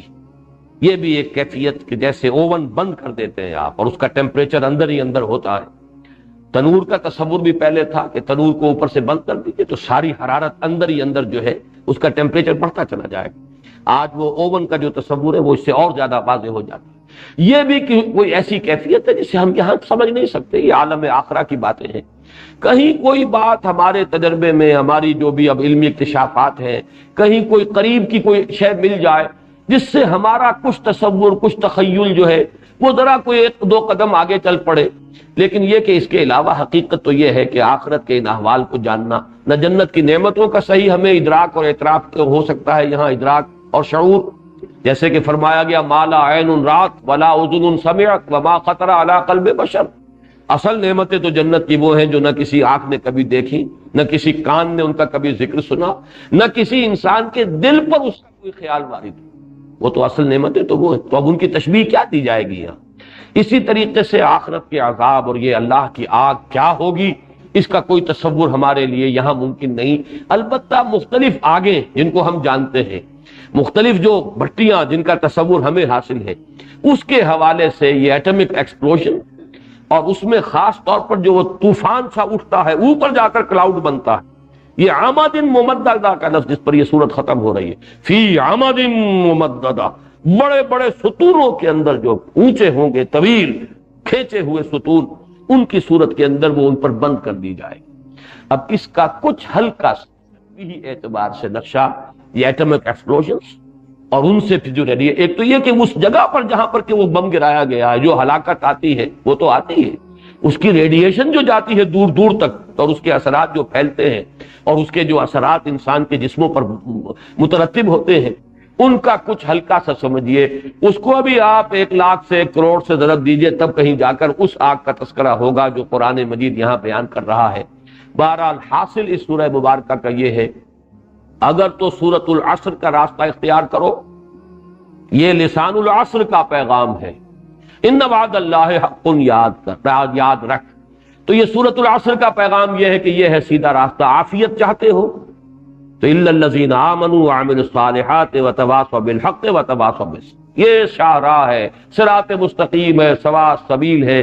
اس کے یہ 4 سٹیشنز ہیں، اس کے یہ 4 مقامات ہیں، بڑھتے چلے جاؤ، ورنہ دنیا میں اخلاقی زوال، پستی، کم ظرفی، دنات تباہ، دوسروں کی عزت پر حملہ آور ہونا، یہی سب سے زیادہ محبوب مشغلہ بن جانا، اور اپنی توانائی، اپنی قوت، ذہانت، صلاحیت اسے صرف کرنا مال کمانے کے لیے۔ الذی جمع مالا وعددہ، یہ تو دنیا میں تمہارا حال ہوگا، اسفل سافلین کی یہ شکل ہے، اور آخرت میں تمہارا انجام کلا لینبذن فی الحطمہ وما ادراک ما الحطمہ نار اللہ الموقدہ التی تطلع علی الافئدہ انها علیہم مؤصدہ فی عمد ممددہ۔ اعاذنا اللہ من ذلک۔ اب آخری بات عرض کر رہا ہوں، چونکہ اس سورہ مبارکہ پر یہ جو گروپ ہے، انذار، آخرت کا انذار، آخرت کی سے متنبہ کرنا آخرت کے بارے میں، وہ یہاں اپنی انتہا کو پہنچ گئی۔ اب جو 10 صورتیں آگے آئیں گی، نوٹ کر لیجئے، ان میں صرف 2 صورتوں میں آخرت کا ذکر، اور وہ بھی ثانوی طور پر خفی انداز میں۔ باقی یہ کہ 8 صورتیں جو ہیں ان کا مضمون ہوگا یا تو تاریخ، پہلی 2 صورتیں جو اب آئیں گی، سورۃ الفیل، سورۃ القریش، یہ تاریخ ہے عرب کی، مکے کی۔ اس کے بعد کچھ صورتوں کے اندر حضور کی سیرت کے کچھ مراحل، حضور صلی اللہ علیہ وسلم کی عظمت، آپ کا مرتبہ، انا اعطیناک الکوثر فصل لربک وانحر ان شانئک هو الابتر۔ یہ خوشخبری کہ وہ وقت آئے گا اے نبی صلی اللہ علیہ وسلم کہ آپ کا دین غالب ہوگا، فتح آئے گی، اور آپ دیکھیں گے کہ آج آپ ایک ایک کے لیے جھولی پسار کر اللہ سے دعائیں مانگ رہے ہیں کہ پروردگار عمر بن الخطاب اور عمرو بن ہشام میں سے کسی ایک کو تو میری جھولی میں ضرور ڈال دے۔ اور وہ وقت بھی آئے گا، اذا جاء نصر اللہ والفتح ورأیت الناس يدخلون فی دین اللہ افواجا۔ پھر یہ کہ ایک شخصیت تھی حضور کے مخالفین میں سے، ابو لہب کی، اس پر ایک صورت آئے گی، معوذتین، سورہ اخلاص، وہ تو خزانہ ہے توحید کا۔ تو یہ جو 10 صورتیں آ رہی ہیں، ان میں سے آپ کہہ سکتے ہیں کہ سورہ لہب میں جو جہنم کا تذکرہ موجود ہے، نارن ذات لہب، یا یہ کہ اس سے پہلے جو ہے ارایت الذی یکذب بالدین، اس میں ذکر موجود ہے۔ باقی یہ کہ یہ 10 صورتیں جو ہیں اپنی جگہ پر علم، حکمت، معلومات، معرفت اور حضور کی سیرت و شخصیت کے اعتبار سے بڑی اہمیت کی حامل ہے۔ انذار کا مضمون یہاں تقریباً ختم ہو گیا، اپنے کلائمیکس کو پہنچ گیا۔ اس میں چند باتیں میں چاہتا ہوں ذرا نوٹ کر لیں ربط صور کے اعتبار سے، اس لیے کہ اس درس میں جیسا کہ جو حضرات شرکت فرما رہے ہیں پابندی کے ساتھ انہیں معلوم ہے، میں نے سب سے زیادہ زور دیا ہے ان صورتوں کا آپس کا ربط کیا ہے۔ پہلی بات تو ذہن میں تازہ کر لیں کہ میں نے پہلے تو اگرچہ 4 سورہ انذار قرار دیا تھا، سورۃ الزلزال، سورۃ العادیات، سورۃ القارعہ اور سورۃ التکاثر، لیکن پھر میں نے اپنی رائے بدلی ہے۔ یہ 6 صورتیں جو ہیں سورہ زلزال سے لے کر سورہ ہمزہ جو آخری آج ہم نے ابھی پڑھی، یہ 3 صورتوں کے 2 چھوٹے گروپس کی شکل میں ہے۔ یہ 6 سورہ ہے، اور اس سے پہلے جو حضرات کافی عرصے سے درس میں شرکت کر رہے ہیں ان کو یہ معلوم ہوگا، اور یہ میں وہ جو قرآن حکیم کی صورتوں کا اجمالی تجزیہ ہے اس میں بھی بیان کر چکا ہوں۔ یہ 6 سورے 3 صورتوں کے گروپ اس سے پہلے آئے ہیں، سورہ یونس، سورہ ہود، سورہ یوسف۔ ان میں سے 2 صورتیں آپس میں جوڑے کی شکل میں ہیں، یونس اور ہود، اور سورہ یوسف بالکل منفرد مزاج کی صورت، سورہ رعد، سورہ ابراہیم آپس میں جوڑے کی شکل میں، سورہ ہجر بالکل منفرد صورت ہے، اس کا مزاج اکیلا ہے، تنہا۔ اسی طریقے سے سورہ نحل منفرد مزاج کی صورت، اور سورہ بنی اسرائیل اور سورہ کہف نہایت حسین جوڑا ہے۔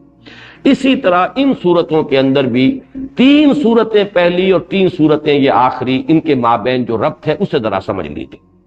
یہ جو 6 سورہ ہم نے آج ختم کیا ہے، اس میں ذرا نوٹ کیجئے سورۃ التکاثر کا مضمون کیا ہے۔ یہ مال و دولت دنیا، یہ اقبال کے الفاظ مستعار میں نے لیے ہیں، اور ان کی بہتات کی طلب تمہیں غافل کیے رکھتی ہے، حقائق کی طرف متوجہ ہونے ہی نہیں دیتی۔ بہتات کی طلب، حتی زرتم المقابر، یہاں تک کہ تم قبروں تک پہنچ گئے۔ جب قبروں تک پہنچو گے تب تو حقیقت معلوم ہو جائے گی، کلا سوف تعلمون ثم کلا سوف تعلمون۔ لیکن دنیا میں یہ تکاثر اور بہتات کی طلب اور اس میں ایک دوسرے سے آگے نکلنے کا جذبہ تمہاری آنکھیں کھلنے نہیں دیتا۔ یہ سورہ تکاثر کا مضمون ہے۔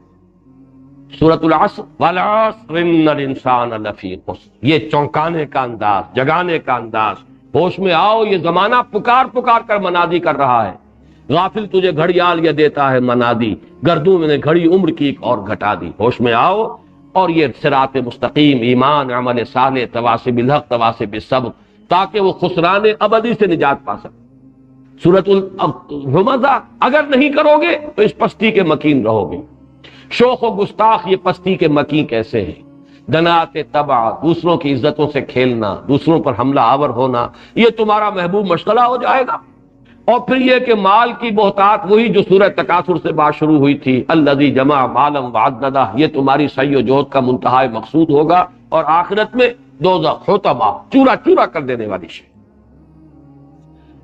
اس سے سورہ تکاثر اور سورہ ہمزہ کے اندر جو آپس میں نسبت ہے، سورۃ العصر میں نے عرض کیا تھا کہ جیسے نگینہ جڑا ہوا ہو، دونوں طرف انگوٹھی جو ہے اس کے دونوں سائیڈز ہیں، یا ہار ہے بہت خوبصورت، اس میں اور پھول لگے ہوئے لیکن نیچے جو ہے وہ ایک کوئی بہت بڑا ہیرا ہے، کوہ نور فرض کیجئے کہ وہ وہاں پر موجود ہے، ٹکا ہوا ہے۔